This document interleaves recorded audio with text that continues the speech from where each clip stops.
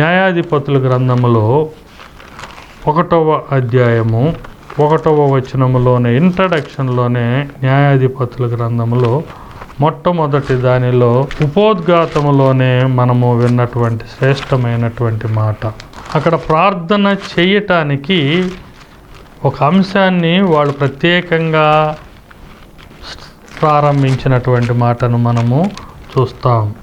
యెహోషువ మృతి నొందిన తరువాత ఇశ్రాయేలీయులు కానానీయులతో యుద్ధము చేయుటకు తమలో ఎవరు ముందుగా వారి మీదకు పోవలసినది అని యెహోవాకు తెలియజేయునట్లు ప్రార్థన చేయగా, ఇశ్రాయేలీయులు కానానీయుల దేశంలో వారి మీద యుద్ధము చేయటానికి తమ నాయకుడైనటువంటి యెహోషువ మృతి నొందాడు కాబట్టి మనకు ఎవరు సూచన ఇస్తారు, సలహా ఇస్తారు అని ఆలోచన కలిగి దేవునికి ప్రార్థన చేశారు.